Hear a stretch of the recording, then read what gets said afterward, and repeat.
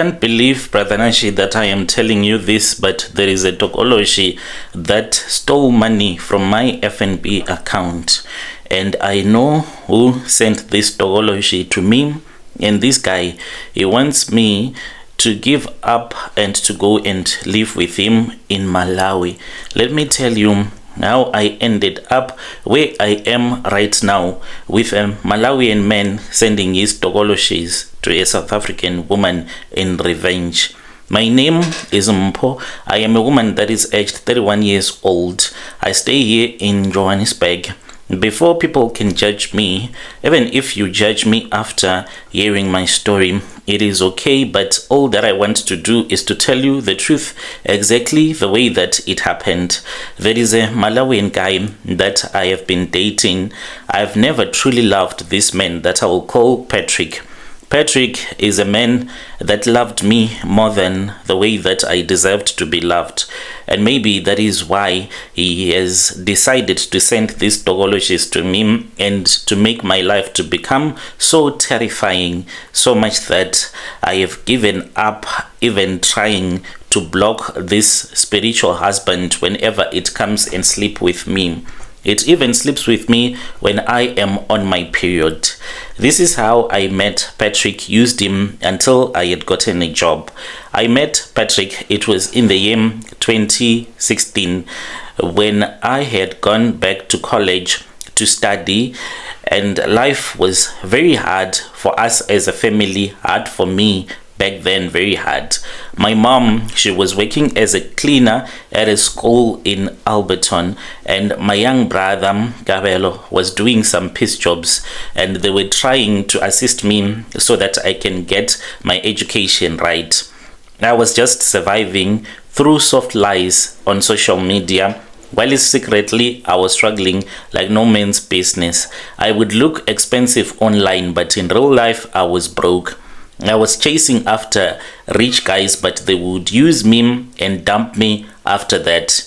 At the time, I was dating a South African man, and not only one South African man, plenty of them.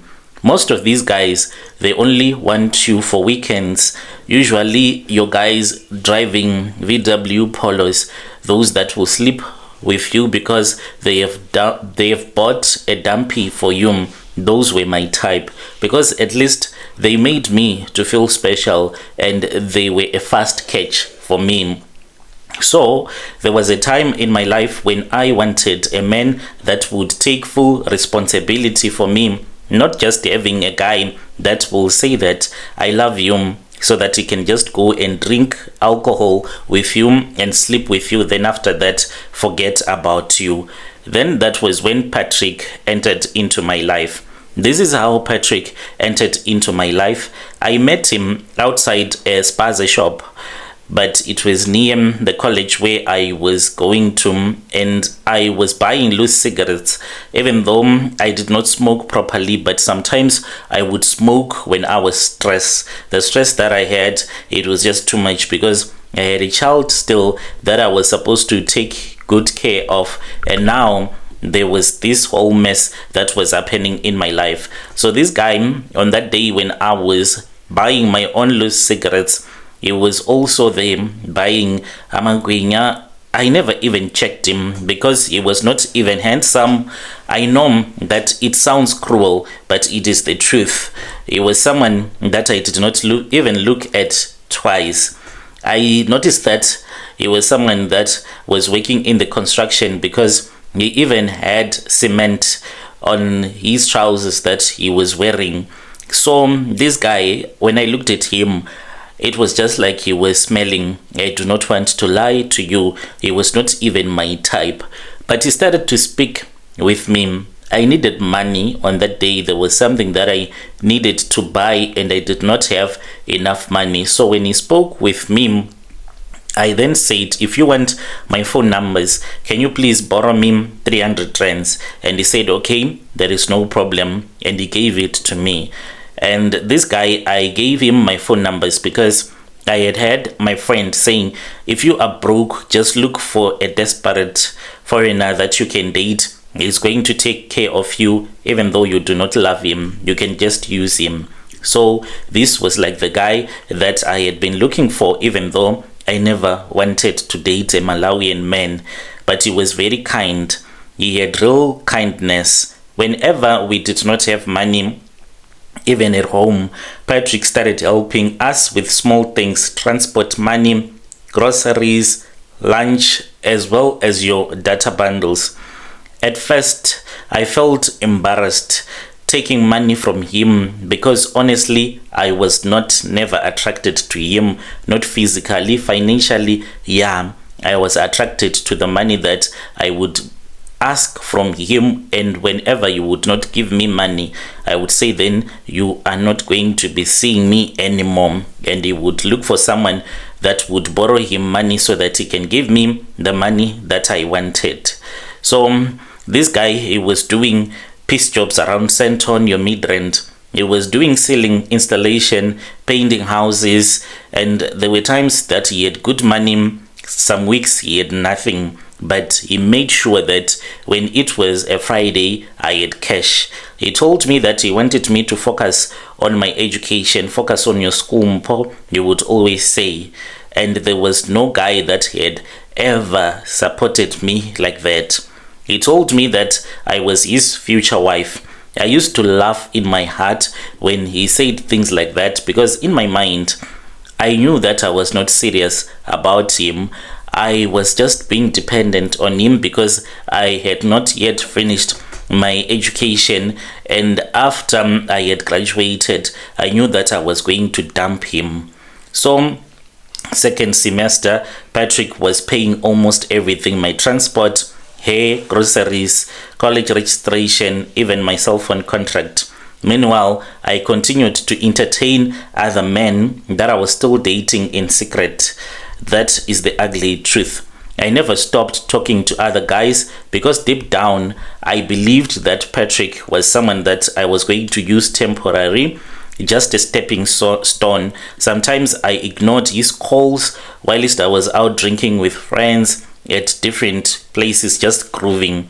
Then later I lied, and I would tell him that I had fallen fast asleep when he would call me the next morning, and I would pick up his phone and he would ask me where was I throughout the night. He never fought with me. That made things worse. He was so soft with me. He would always forgive me. One night after a groove, my friend asked me something whilst we were just chilling. She said to me, "Why are you still with that Malawian guy?" And I told my friend that he helps me quite a lot. And she asked me, was I still seeing all those guys that I used to sleep with before? And I said, yeah. Why are you asking me? Why are you asking? And then she said, Malawians, don't you know that they can bewitch you? If he finds out, he's going to bewitch you. I was scared, stopped seeing him, but he kept on begging me to continue with him. Around that time, that was when Patrick moved into my small rented room. I was staying in Katlehong by that time, so we had to stay together because he sat with me down and he said that the jobs, they were not coming as much as they used to come. So if we could stay together, his rent money, he would give it to me. That was amazing. Your boyfriend telling you that he's going to be paying the rent at the place where you are staying, as well as giving you the money that he would have used if he was still staying on his own. And even though honestly I did not even wanted him there, I hated the way that he snored when he was fast asleep. I did not like it at all, but I wanted soft life. And my pretty boys, even though those that were rich, they would never make those same sacrifices that Patrick would do for me. The man, he was something else. He truly loved me. He would take my panties, wash them. He would wash my clothes. He would cook for me when I would have returned back from college.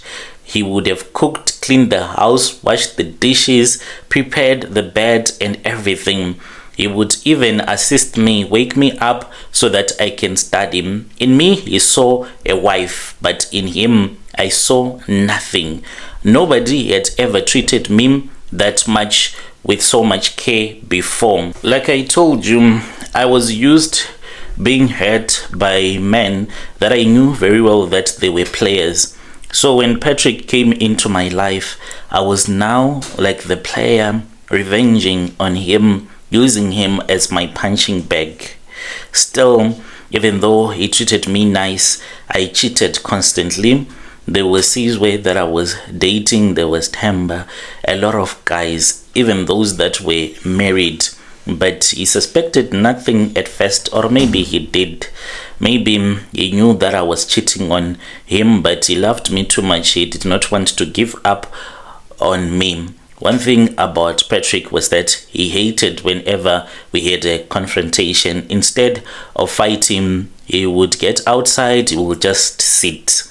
And he was just silent, and I was abusing him emotionally. Sometimes I would even deny him sex if he did not give me the money in time. He would even ask me if I was selling the cookie to him. It was in December of 2018. Patrick used most of his savings to pay my outstanding college fees. It was over 18,000. I remember crying when the balance was cleared because I thought that I was going to get expelled. Patrick told me that it was okay. One day I had to remember him and for everything that he had sacrificed for me. At the moment, I almost started to love him genuinely, almost. Then came Christmas. Patrick traveled home to Malawi. He was going there for 2 weeks and returned back to South Africa. The moment he left, I started to act single immediately, clubbing, alcohol, men, everything. That Christmas, I slept with Sizwe almost every night. Sometimes I would even bring him inside the room that we were renting, me and Patrick. I know that it sounds evil. He would even wear Patrick's t-shirts. We would even use the same blankets. I did not even care at that time because I would always tell myself that I never loved him. He is the one that forced me to stay with him. Besides, the relationship won't last anyway. After I would have graduated, I am going to get a good job. I'm going to forget about him. It was around 2 a.m. when something strange happened. Sizwe was asleep beside me after drinking. I woke up. I was feeling that there was something that was in between my legs. When I woke up, Brother Nashi, I just knew that there was someone else in the room. I don't know how to explain it. And I was wet down there. At first I thought that maybe it was Sizwe that he had been sleeping with me while I was fast asleep. I touched his manhood. It was dry, but I was totally wet, and there was movement as if there was something that was coming in and out of my private part. So then that was when I received a phone call from Patrick, and then he asked me whom I was with, and I said I am alone, and I dropped the phone because I knew that he wanted me to switch to video call so that he can see whom I was sleeping with. But it just made me to feel so weird that Patrick was like suspecting, even though he was in Malawi, that I was with another guy. After Xmas, Patrick returned from Malawi. He was now different. He was just someone that did not care. Whenever we fought, like the way that we used to fight, he would not argue with me, and he was very secretive with his phone. When I went to get him at Park Station, yeah, we hugged normally, we smiled normally. He even bought for me KFC until we took a taxi home. But something about him had changed. He would look at me and he would just shake his head, and I would ask him, what is wrong with you? And he'll say, no, I am okay. He started to get so interested. Whenever I was on my period, he will get so interested cleaning the house, and then he would take my sanitary pads and go and dump them in the refuse bin, but he was using them for rituals. So there were days when he would ask me, have you ever cheated on me? Then I would refuse, and then I'll say that no, I've never cheated on you, because I knew very well that he did not have any evidence about the way that I was cheating. Still, I wanted this guy. He was paying for transport, groceries, everything. He was the one that I was using, so I could not stop staying with him. And he would ask for my phone password, and I will say that no, I do not want to give you my password. I just want to live my life with you, but you don't have to look at my phone.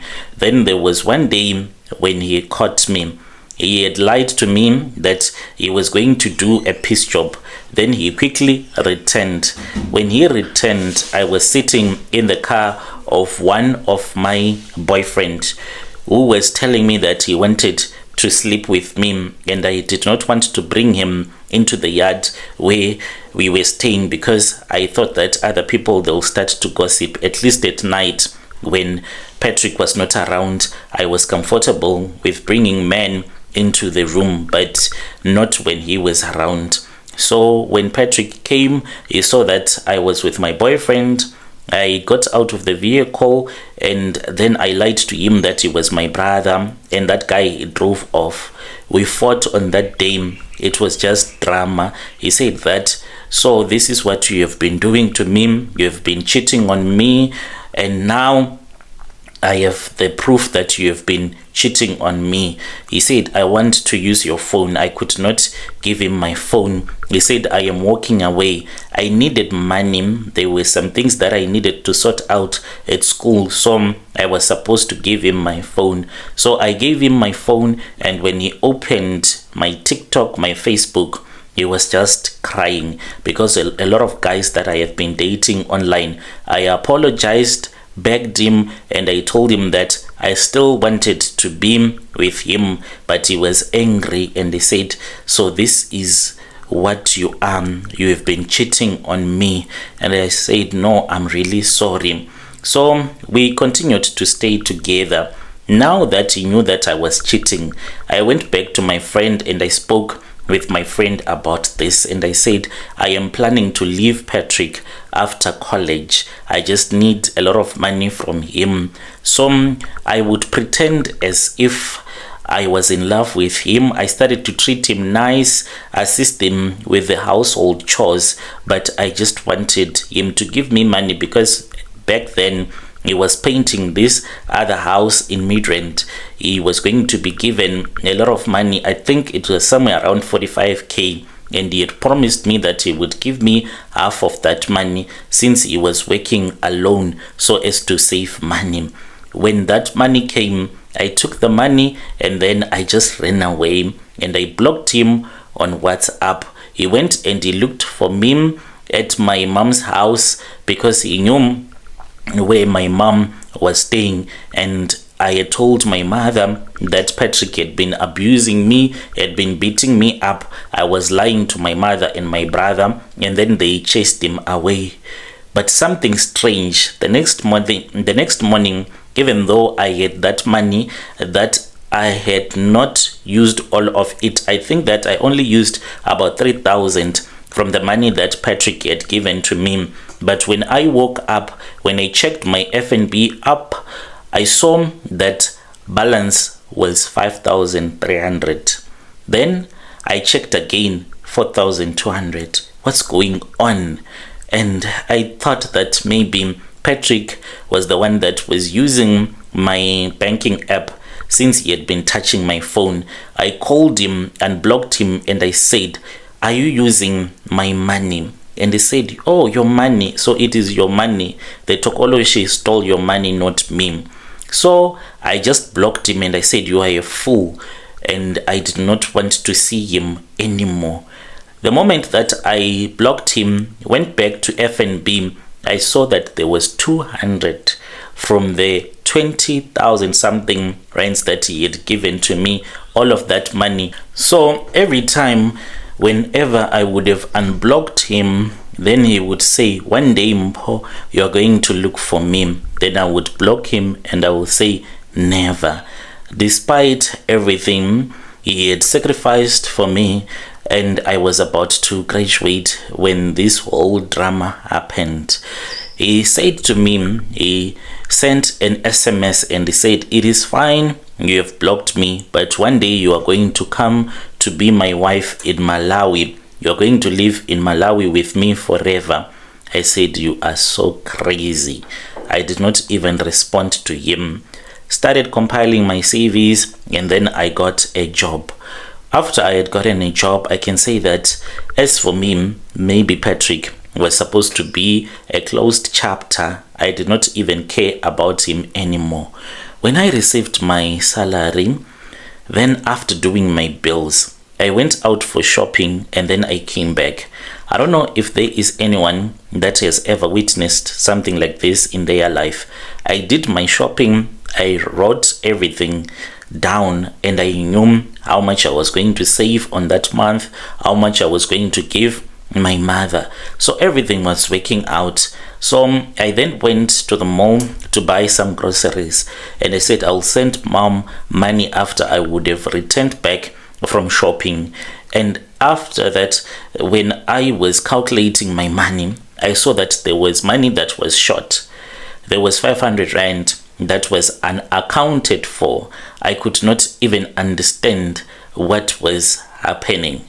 So I would calculate and I'll see that everything that I have bought, I did not waste any money at all. But when I would recalculate again, I will see that there is 500 rands that is missing. I could not understand what was happening. I then started to notice that every man that I was dating suddenly stopped communicating with me, like Sizwe. We even went out on a weekend vacation. So when we were sleeping in the hotel, whenever I would try to touch him, his manhood will stop working. I could not understand what was wrong with him. I became irritated with Sizwe, and then he said, it is because I had a dream last night and I saw a Malawian man that was telling me that you are his wife. So maybe that is why I can't sleep with you. Maybe you belong to another man. So when Sizwe said something like that to me, it was in a hurtful way. He said that I am a wife of a dead Malawian because he did not know that I was dating a Malawian guy. So I left him at that hotel, returned back home. I was crying on the taxi.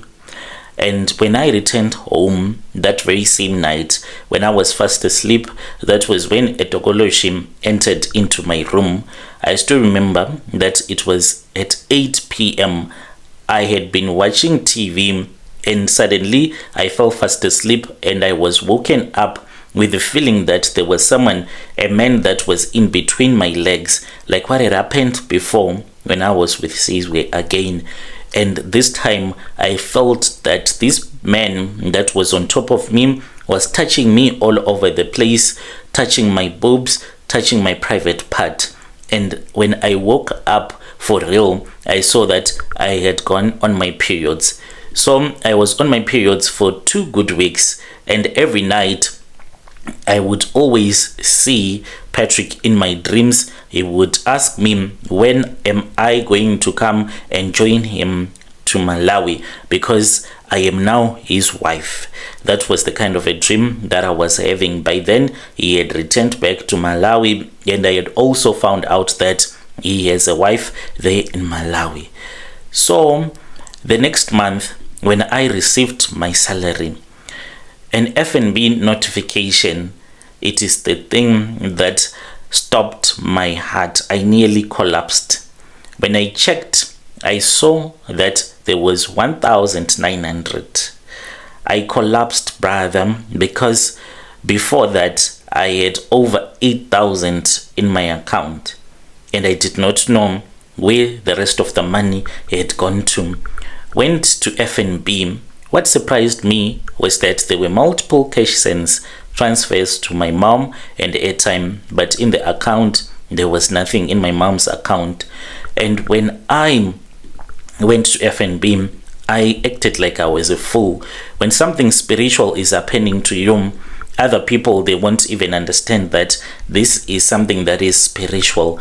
The money had been taken from my account, and it was as if it was me that had done those transactions, because I even said which phone was used, and they said that the same phone that was verified, which meant that it was my phone that had been used for a transaction. And I said, how is it even possible that I made a transaction with my own phone? Because I was in my room, I was fast asleep when these transactions happened. And then I unblocked him, and I started to ask him if he was the one that was sending this Tokoloshe that was sleeping with me. And he said yes. But each and every time when he would type a message, when he was admitting that he was sending a Tokoloshe to me, he would immediately delete. Or he would write something on a picture. After writing something on a picture, and then he would just delete that picture from my chat as well as from his chat. He told me that he wanted me to become his wife, and I said, how so? Are you returning back to South Africa? And he said, no, I'm not returning back to South Africa. I want you to come to Malawi. And I said, you are crazy. So I had a dream on that very night after we had an argument. I was wearing a white traditional dress, and they were 3 old women. These women, they were shaving my hair. But what surprised me was that it was a wedding that was taking place in the graveyard. Me and Patrick, we were getting married in the graveyard, and the dead people, they were celebrating. When I woke up, at the back of my head, my hair had been cut. I was braided at that time. I don't know who cut my hair. I looked for the braids and I did not even find them.